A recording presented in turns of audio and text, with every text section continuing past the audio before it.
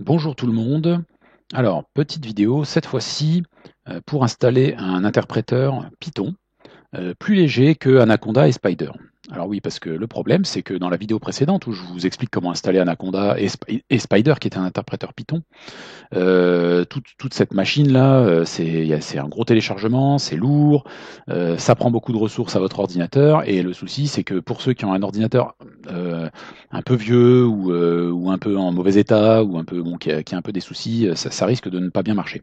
Alors il existe un interpréteur Python qui est un peu plus léger, donc je vous propose d'aller sur votre moteur de recherche préféré, ici c'est Google, préféré Quant, hein, mais bon voilà, moi c'est Google, et vous allez chercher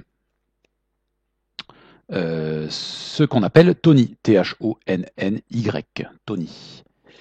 Donc recherche Google ou recherche Quant, et vous allez aller sur le site de Tony. Regardez bien ici à chaque fois les noms de domaine qu'on vous écrit. N'allez pas sur 01.net, n'allez pas sur programmer.com, quoique programmer.com, c'est assez, pourquoi pas, ni rien. Regardez, Tony.org, très bien, c'est ceux qui fabriquent le logiciel. Au moins, on est sûr qu'il n'y aura pas de trucs cachés, de virus, de code qui a été modifié par quelqu'un de malveillant.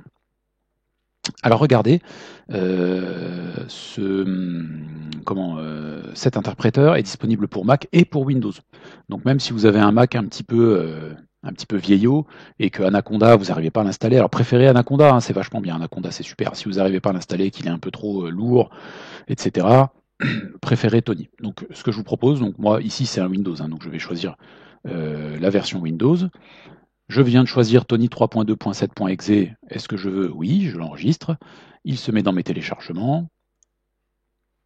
Lorsque vous aurez téléchargé l'exécutable, vous pourrez donc l'ouvrir, l'exécuter. Voilà, j'attends qu'il soit téléchargé.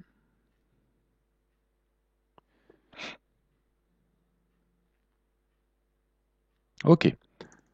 Donc vous ouvrez votre exécutable que vous venez de télécharger. Alors ça c'est mon antivirus, blablabla. Donc si vous avez un autre antivirus ou l'antivirus de Windows, hein, il va vous faire ce genre de, de petits soucis. Donc vous cliquez en savoir plus et vous cliquez exécuter quand même, puisque j'ai décidé de l'exécuter. C'est moi qui l'ai fait, c'est pas un truc qui vient comme ça, qui pop d'un coup sans que j'ai rien fait, c'est moi qui ai décidé. Donc exécuter quand même. Alors je vais réduire ma fenêtre. Que se passe-t-il?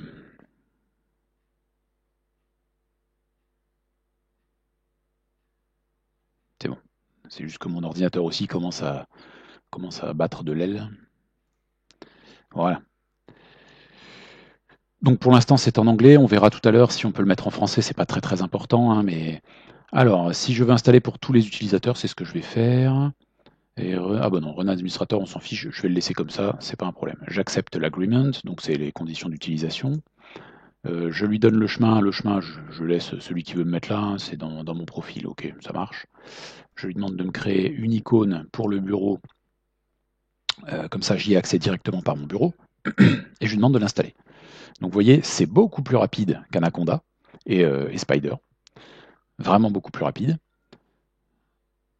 Donc on attend que l'installation soit finie.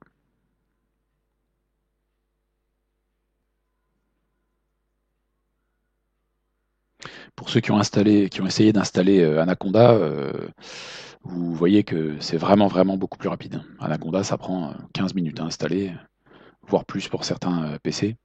Là, c'est c'est- c'est vraiment, euh, c'est vraiment beaucoup plus rapide. Même si, bon, vous voyez, il y a encore beaucoup de choses. C'est normal puisque il n'y a pas qu'un ce qu'on appelle l'interpréteur, il y a aussi tout un tas de libraries, de bibliothèques qui sont fournies avec. Vous avez déjà dû les utiliser en maths, pour certaines d'entre elles, par exemple Turtle pour faire des figures géométriques, etc. Voilà, vous avez un certain nombre de bibliothèques qui sont déjà intégrées dans l'interpréteur, ce qui est quand même assez confortable et ce qui va vous permettre aussi de l'utiliser dans d'autres cas de figure que en SNT si jamais il y a besoin. Voilà, donc il est en train de finir l'installation, de tout compiler ce qu'il doit compiler. Non, ok, j'essaie de déplacer, il veut pas. Ça y est, mais il m'a mis le raccourci, donc ça va pas tarder à être bon.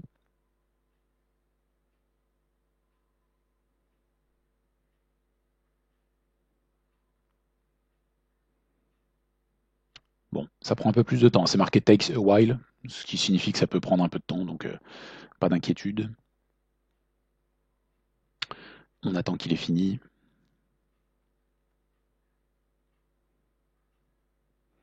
Donc si vous avez bien coché auparavant la case ajouter un raccourci sur le bureau, create desktop icon, vous avez ici l'icône qui va s'afficher. Donc là, dès que l'installation est finie, on va double-cliquer sur notre raccourci et on pourra utiliser notre interpréteur Python pour faire l'activité que je vous propose dans la deuxième partie du cours sur le web. Voilà. OK, finish. J'attends qu'il rafraîchisse un peu l'affichage.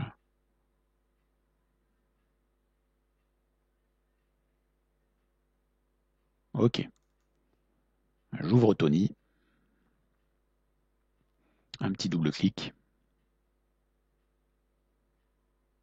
Voilà. Donc là, vous pouvez laisser English si vous voulez, c'est votre problème. Mais moi, je préfère en français. Après, voilà, ils disent que c'est en version bêta, donc ça veut dire qu'il peut encore y avoir des fautes ou des erreurs de traduction.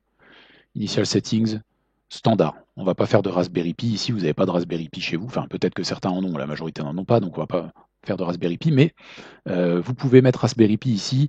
Je pense que c'est parce qu'il va charger automatiquement les bibliothèques qui correspondent à l'utilisation de Raspberry Pi. Raspberry Pi, pour ceux qui ne savent pas ce que c'est une sorte de microcontrôleur, allez, on va simplifier à l'extrême, de tout petit ordinateur sur lequel vous pouvez programmer en Python à peu près ce que vous voulez. Vous pouvez ensuite brancher dessus des capteurs, des afficheurs, enfin un peu ce que vous voulez, et programmer votre petit ordinateur, votre nano-ordinateur, un Raspberry Pi, pour faire ce que vous voulez qu'il fasse. Par exemple, on pourrait faire une interface homme-machine qui fait que quand vous appuyez sur un bouton, il vous affiche la température ambiante.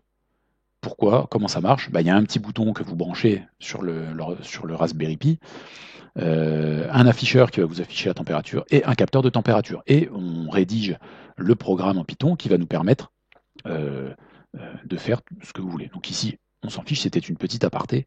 On va mettre sur standard et let's go. Voilà.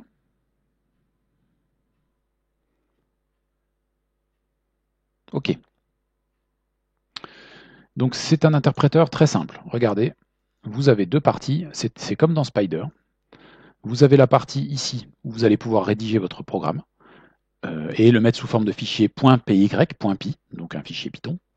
Et ici, vous avez la console où vous pouvez lancer à la volée une commande Python pour voir un peu ce qu'elle donne. Vous pouvez aussi lancer votre programme pour voir dans la console ce que ça va donner. Donc je vais donner un exemple. Tiens, d'abord dans la console, la fameuse fonction très connue, la plus connue, print, qui permet d'afficher un texte dans la console. Donc print,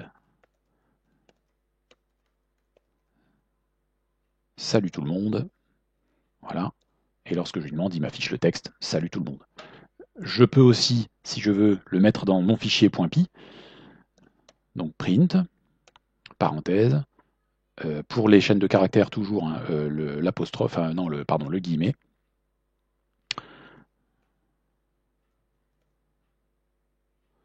On va mettre salut les élèves. Voilà, j'ai fait ma ligne, je l'enregistre. Donc là ensuite on l'enregistre où on veut. Il va me demander enregistrer sous, où est-ce que je veux l'enregistrer. Donc on va le mettre n'importe où. Là je prends n'importe quel, là je le mets n'importe où. Je l'appelle test.py. D'accord? Enregistrer. Voilà, test.py. Et lorsque je lui demande d'exécuter le script, c'est-à-dire d'exécuter le programme, ici avec cette petite touche, il me met en bas j'exécute, et il m'exécute ce que je lui demande de faire, c'est-à-dire affiche, print, ce texte, salut les élèves, et il me l'affiche, salut les élèves. Voilà, donc normalement, là vous avez les outils, en tout cas un outil léger, rapide, que vous pouvez installer sur un ordi, même un peu moins puissant que ce qu'on a l'habitude d'avoir, et il ne devrait pas trop vous prendre de ressources. Voilà, amusez-vous bien.